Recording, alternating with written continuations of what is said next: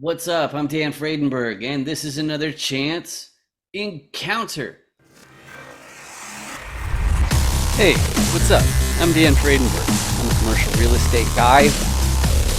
I'm from the internet.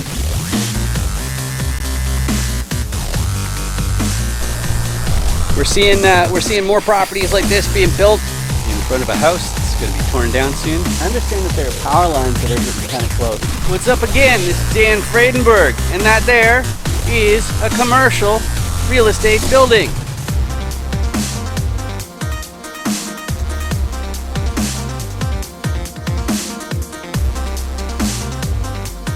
I'm joined today with Cedric Marlow. How you doing today, Cedric?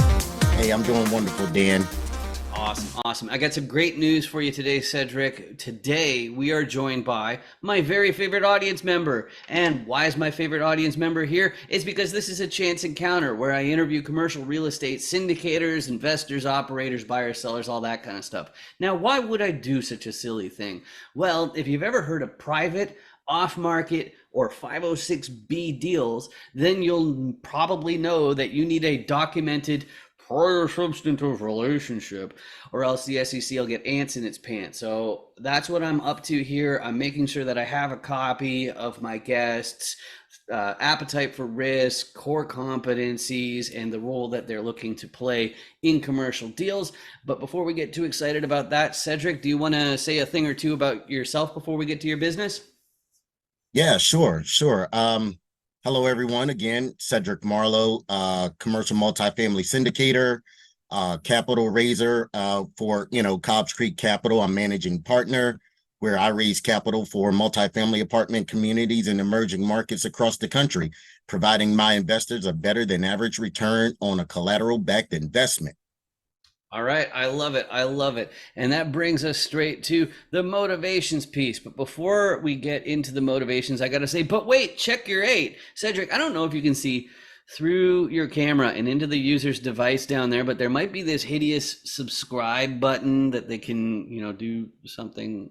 That's a stupid joke. Anyways, the 5 distinct motivations. I've talked to all sorts of different investors and syndicators and all that kind of stuff. And one of the things that's important to me is figuring out what's going to keep somebody in the game. What's their motivation to follow through with these deals that take months? There's also plenty of risks involved, and everybody has their own unique reason why, but I found they fit pretty nicely into these 5 categories. So here we go. The first one, preservation of purchasing power. What's that all about? Some people already have a portfolio of assets, and the way that they make their ends meet is by the proceeds of ownership. And when you're in that kind of situation where the things you own pay all your bills, the only reason why you're going to make another acquisition, again, it's going to take months and there are plenty of risks involved.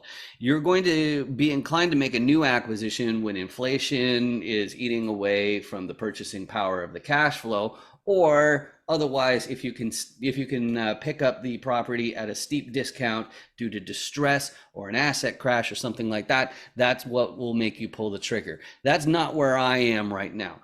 Personally, I'm trading time for wealth. What's that all about? I got a background in technology. Specifically, it's in the CRM industry and building online funnels that actually do sales and all that sort of fun stuff. And one of the things that hit me, especially when I started working exclusively for an Ohio firm that was flipping 10 houses a month and doing well into the 7 figures of revenue each year for coaching, I was looking at what my pay stubs looked like. I saw what my boss was up to, and I realized, oh wow, because I'm a high salary, high wage earner, I'm paying more in tax than anybody else. So it made sense to pivot into something where I'm getting rewarded in the form of deployed capital, aka equity. So that's what I'm up to. But that's a little too abstract for some people, especially youngsters. And what they're up to is they want to take control over their schedule. They hear all these big transactions going on. They're like, hey, if I just get a sliver of this here, a sliver of this there, then one day I'll be able to dial it back. Maybe it doesn't necessarily mean fast tracking retirement. Maybe they just want to work fewer months per year, or fewer weeks per month or something like that. But really, it's a scaling back that they're looking for, which is in stark contrast to the next two groups. This next one, they're more about ambition and generational wealth. They want to buy their entire hometown. They want to make sure that their great grandchildren never have to hold a day job. And that's fantastic as far as a GP team goes, because you know that these people are going to be hustling into their 90s.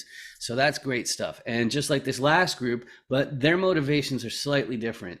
They've found a sector of society, or maybe it's animals or the environment, or they want to send people to space. Who knows what it is, but they realize that there's a financial component to making a really big impact. And so that's why they're making these commercial acquisitions. So Cedric, of those 5 different motivations, what combination of those would you say describes you best or really jumps out at you? Okay. I'll definitely start with help people who need help. Mhm. That one definitely for me, that's my whole motivation. So like my wife and I, we don't have children, okay? Mhm. We've been tagged as dinks, Mhm. double income, no kids, and we both made a high income. We both earned high income. Unfortunately, she retired. Unfortunately, it wasn't me that retired her. Trust me, she just retired on her own. And but helping people who need help. So, like I said, we don't have children. So my thing is, for me, is my community. My community, the African American community. You look at stats all over the country, we're the last in every statistical category. And I want to be able to change the face um, of our community by helping them, you know, educating them on that they can own apartment communities, they can own hotels, they can own commercial real estate. Heck, they can own residential real estate just to change their financial outlook. That's the one thing that really stands out to me. And the I want to buy my hometown. Well, originally I'm from Arkansas, right? And Arkansas is, from where I'm from, it's very rural. Southwestern Arkansas, love it. However, I live in Philadelphia now. Let me state that. But one of my areas that I like to focus on is in Arkansas, buying multifamily apartment communities, other commercial real estate in that specific marketplace, because it's not one of those flashy places like Texas, Atlanta, the Carolinas, Florida, you name it, the hot, sexy places. Maybe I shouldn't say that on camera because everybody may want to go there now. But anyway, I just wanted to buy in my own state, to be able to just, grow my wealth there in that specific marketplace. And of course, fast track to retirement. I mean, come on now, that's the key. And I think that's what most people are looking forward to is retirement. People are looking for retirement so that they can have that time and lifestyle freedom that most of us need. And so with that, that's definitely one of my motivations for getting into this space. I love that answer, especially because like so much of it is about courage and patience. And me, like where I grew up and all that sort of stuff, it really wasn't part of the culture. And I think that I think most African Americans, they have that in common as far as the ones that are more at risk. It's you never learn how to keep money because you feel like you're never going to have money to keep anyway, right? If you're living hand to mouth, it's there's only so much you can do. And that's why I love running into people who want to support people like that. But there are risks involved. It's not a straight path to success in here. It's a lot straighter than a lot of other paths to success. But one of the important things for me while I'm interviewing everybody, if you've ever been involved in a 501 506B deal, the securities attorneys that do your filing for your exemption to the SEC, they'll insist that you give these questionnaires to all of your investors. They got a lot of really invasive questions about your finances, and that most people aren't so comfortable answering because the person who's issuing the security, the syndicator, they're going to know as much or more about your financial situation as you do your own parents. But the one thing about that questionnaire that stood out to me when I did it, I noticed that the tolerance for risk question, it didn't really give me an answer that I felt I could really take to the bank, if you will. I mean, like, you have to have a real clear idea, more than like, do you like lots of risk, or do you want just a little bit sprinkled on top, or what? So what I did is I turned it into a fill in the blanks question that I think reveals the truth a whole lot better. So here's the question. There are many popular investment asset classes, but I think blank is too risky. So inside real estate or outside real estate, doesn't matter. What's too risky for you, Cedric? uh, you know, uh, what, Dan, in the end of August 31st, I turned 50. Okay. So I'm in that cusp in between the baby boomer and the millennial, so I'm still sort of like old school in a lot of my thinking and everything. So for me, what is too risky for me right now is Bitcoin. I don't quite understand it. I don't know what it's tied to. It's really not, from my understanding, not tied to too much of anything. So my whole thing right now is Bitcoin. And I remember I was in residential real estate at the time, purchasing real estate and everything here in the Philadelphia area. And a lot of people that I knew, or a few anyway, had jumped right in. And I'm talking like 2015, 2016 timeframe into Bitcoin. They're like, hey, man, you got to buy some of this Bitcoin. You got to buy some of this Bitcoin. And I don't know what it was back then. I want to say 1,300 or something like that, And I'm like, yeah, but what is it? I'm like, I need you to tell me what it is. What is it backed by?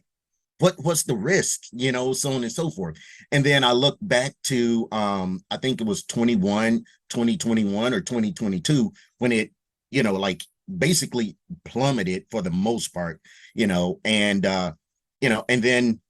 then you look at what's the guy's name? Sam Yeah, that guy was giving Bankman-Fried, money or away on the street, like as if yeah, that wasn't from his investors. That yeah, really bugged me. exactly. So that right there, I see, I'm kind of like Warren Buffett in a way.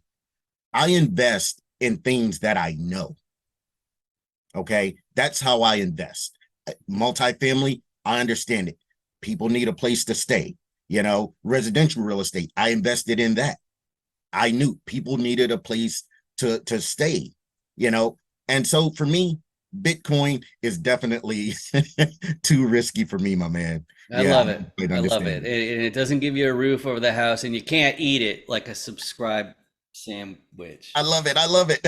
Right, right, exactly. It's not very subtle, but that is how I let everybody know it's time to pull out the Dan Does Deals Commercial Core Competency Cube. What's it all about? It's got the 6 different core roles in a commercial deal on it, and you can get your own copy for free. You just go to dandoesdeals.com. And like a complete dummy, I didn't ask for your contact information or anything, so there's nothing putting you in, like, getting in your way from printing it out and practicing all of these different sides. And that's what I actually want you to do, because I find that if you're going to have success in commercial real estate, the first skill that it hinges on is being able to effectively communicate about it. And in every episode of Chance Encounters, I go through all 6 sides, so that way you can explain it to people, including your friends and family and all that kind of fun stuff. So let's get started. A repositioner is a person who does acquisitions. They look at a bunch of different properties. They do a bunch of paperwork. What are they doing with that paperwork, you may ask? Probably not. But anyway, they're underwriting the deal. They're doing the math. They're figuring out, first of all, is this property actually even making the amount of money that the broker slash seller claims it is? Because there are lots of fun and games they can play with those to make it look more appealing when it's not really based in reality. But the repositioner is called a repositioner. It's a fairly unusual word. Some people just call these guys investors and these guys investors and these guys investors. But the thing that makes a repositioner special is they're figuring out how can they find more upside? How can they make that property make more money than it is right now? One of the most unintuitive sides to a repositioner's job, though, is networking with financiers. Those are people who are in charge of money and paper and nothing else. So it's the banks, the lenders, the private lenders, all that sort of stuff. The reason why the relationships with investors, so investor relations or relations with the financiers, is so important is because if you can secure a more advantageous loan, that goes straight to the bottom line of the profitability of the building. So that's why that's a big part of what repositioners do. But frequently, the first place they're going to look to find that upside is the operations. They're looking for Benjamins that are going down the toilet if it ever gets in focus. There we go. So, but of course, there's more to operations than unclogging toilets and mowing lawns and collecting rent. Me, because of my background in tech, I bring the automation to inventory and some things like that. But the bigger one that I find, which is a scary prospect, is basically vacancy is the enemy in this industry. And so even if you're involved in the 100+ units, the larger properties where you outsource your property management, you still might need to step in if there's a vacancy problem and somebody needs to have marketing chops to pull that off. So that's one of the things that I bring to my GP teams. But often operations, cutting corners on that, basically cutting expenses, I should say, that's not going to be enough. So they will get a contractor team involved to do a value add or do renovations on the units. The idea being is if you renovate the unit, then the next resident will be happy to pay more in rent than the previous one, and there is your upside. But you have to be super duper careful with contractors because you can spend an endless amount of money, and that doesn't mean that you're going to actually get a return on investment. Like, what if they're gold plating the toilets? It's not like they do that on their own anyway, but you're not going to get a great return on that. And if you have the same problem that I have, see, I don't know if you know this about me, but I'm from the internet, and that means I need locals. I need boots on the ground, somebody who can be there in an hour or two, because you can bet it's not going to be me. I'd still be at the airport in an hour or two, so I can't be helping in that capacity. So the local is a huge part of the repositioner's business. But of course, once they've got this team together and they've got a property in mind, they turn around to the financiers and say, hey, there's this awesome 350 unit apartment complex that I've got going on here, and it's tens of millions of dollars. You don't happen to have, I don't know, tens of millions of dollars you want to lend us, do you? And there's going to be one question on the financier's mind that I haven't really addressed here. And a lot of coaching programs and gurus, they really gloss over this part. So listen up. It's the KP or the sponsor. What's that all about? Well, let's do a little hypothetical. So you're a physician or an engineer or an attorney or something like that, and you and your pals think, hey, maybe we could pool our resources and take over a commercial property nearby, one of these big apartment buildings. Well, the flaw in that plan is that somebody in the fold has to already own a similar asset, or else you're not going to be eligible for a commercial loan. So that means you need somebody who already is involved in these different deals. But on top of that, you also need a certain amount of liquidity. And then among the ownership team, the owners, the GP team, you need a balance sheet of at least the amount of the loan. But if you've got all those pieces, you've got yourself a commercial real estate deal. So Cedric, as far as you're concerned, I imagine you've got some repositioner parts. You mentioned the investor relations part of financiers. So is that where you're mostly focusing? Is like asset management and then interacting with the investors, or where do you expect to contribute? Yes, yeah, that's basically where I'm at. The repositioner, doing the underwriting and also, meeting with investors and everything like that. That's where I spend majority of my time. I'll just say this. I can underwrite and, I don't like it. I'm 100%. I do not like underwriting, and I don't know a whole lot of people that do. However, so my business partner that is in Arkansas, like, he loves underwriting. So we find opportunities there, right? He underwrites it. I'm like, okay, well, just send me the underwriting. Let me take a look at it. I have no problem, with him taking that lead.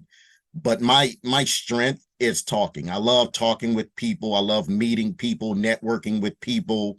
I, honestly, probably 5 days, if not 6 days out of the week, I'm networking. I'm on Zoom calls. I'm on webinars, you name it, just meeting people because, in the syndication space, people are the lifeblood. Investors are our lifeblood for being able to take down these deals.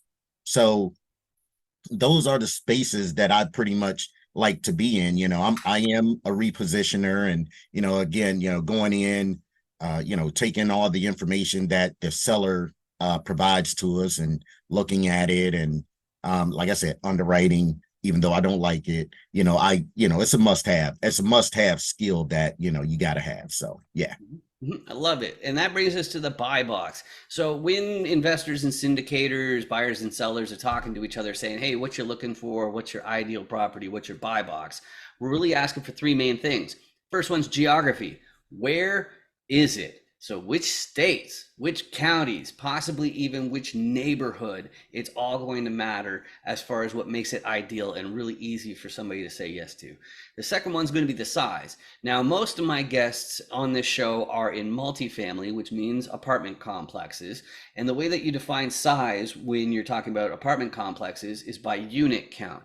It's super important because you have a completely different type of group taking over 5-unit apartment complexes compared to 150 unit apartment complexes. So that size definitely matters. Of course, there are other forms of commercial real estate that go by square footage, but usually unit count is what counts for multifamily. But the third one is called class. And one thing that it's a bit of a pet peeve of mine, I don't like it when people use one word to mean two different things. So I separate class into condition and area. So when you're talking about condition, it's how old is it? How beat up is it? How luxurious is it? Like, is it really bare bones, or is it full of amenities and a wonderful place to live? That desirability, there's the condition. Now, the other version of class, which is area, what they're asking about is what are the school districts like where the property is located? What's the crime rate like where the property is located? And as I mentioned a second ago, ultimately it's about desirability. They say location, location, location. What they actually mean is traffic, traffic, traffic. How many people are going past that property on a given day? Because the more people equals the better property, the more expensive it is. But both the area and the condition are ranked in the same way as in grade school, where you got A plus at the top, and then A, and then A minus, and B plus, and so on. But Cedric, as far as you and your organization goes, where's the sweet spot? What's easier to say yes to? Okay. For me, again, the areas that I like investing in, of course, like I mentioned, Arkansas, primarily central Arkansas. Um, I also am venturing into Ohio, and that would be, Columbus, Dayton, Cincinnati. They kind of line up almost, symmetrically in a row. And I'm now looking in Richmond, Virginia for some assets. And as I did mention, I am in Philadelphia. The price points are a lot higher. And there are some things here in the city in terms of politics, but we won't get into that, where evictions and so on and so forth, it takes a longer time than in certain states. So, but I am also purchasing here in my backyard of Philadelphia as well, and the surrounding area. And so my sweet spot traditionally has been 50 to 200 units. However, in this current economy that we're in, I've had to shift my focus a little bit because, with banks not lending as much as they have been in the last several years, I've had to peel back a little bit. And so now I'm in anywhere in between the 10 to 40 unit space, especially if it comes with either loan assumption or seller finance. All right. Those are the things that I'm looking for in a lot of the deals that I'm looking for right now. And in terms of area, type of asset, B and C class assets, of course, and areas, I prefer to find me a be in a B class area.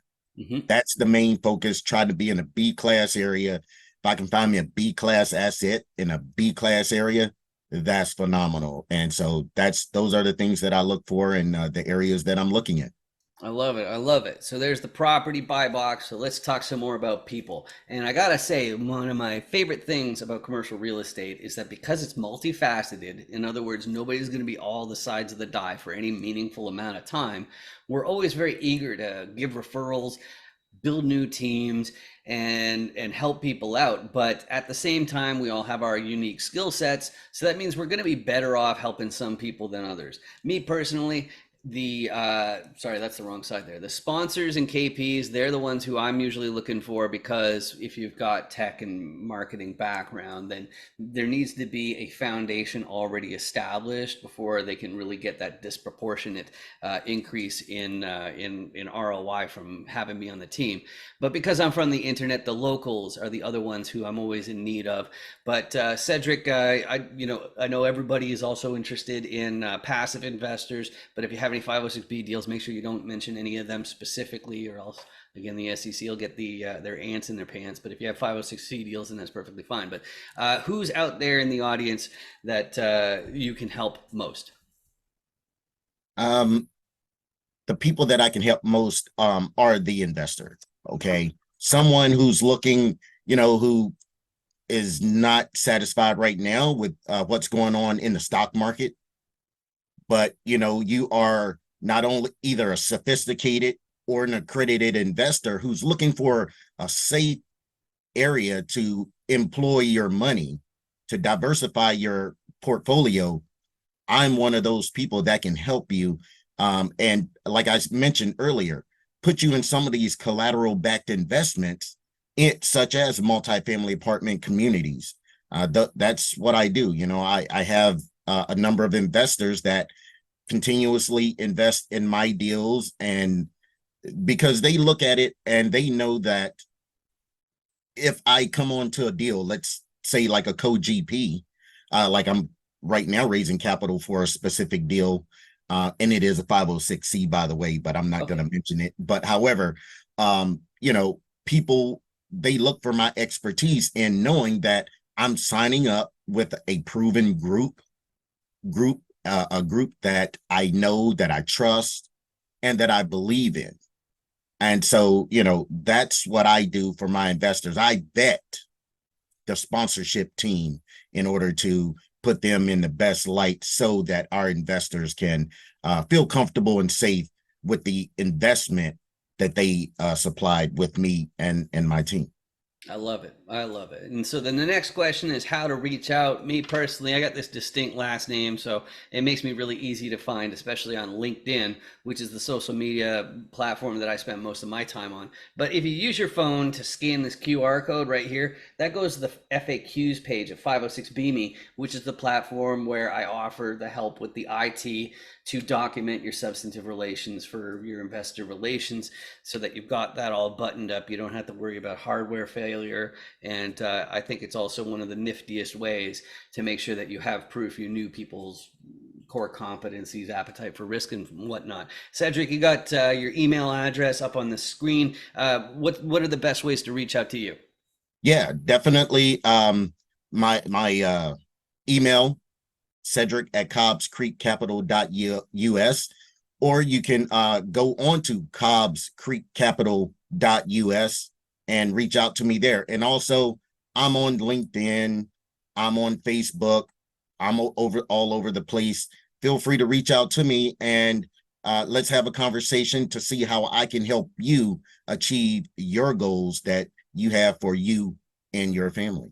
I love it. I love it. And the last thing, then, it's actually not for you, Cedric. It's for you in the audience, which is a public service announcement. If you've been watching this video and you've been experiencing searing pains in your eyeballs and like migraine like symptoms, I'm really confident it's the hideous subscribe button, which is just down there. And you can get rid of it by just clicking on it. It's free. And okay, the reason why I want people to click on it is because if enough people do, then YouTube will actually start paying for these videos instead of me. and I think that would be amazing. But all it means for you is if you do click on it, my videos may show up on your list of suggestions. You can go ahead and ignore those suggestions though, because I just appreciate the fact that you spent this time with me. Just like Cedric, I appreciate you joining me today. This has been great getting to know you a little bit better. Yeah, totally. I appreciate the time, Dan. And hey, man, it was great meeting you as well. Awesome. Make sure you 506B me. Any syndicators, make sure you 506B me. Hi. Oh, hey, yeah, here's my code. You got your QR code scanner? Okay, yeah, oh yeah, just hold it right in the square there. Okay, cool. And now you hit open in browser. Okay. Okay, are you already logged into 506B me? Yes. Yeah, okay, cool. Yeah, so there's my video. So now I'm already on your watch list. So when you get back to your hotel, you can find out what my core competencies are and my level of sophistication. Sound good? Yeah. I love your hat. Real estate's a scam. That's really funny. Yeah. Nice meeting you. You too. 506B me, everybody.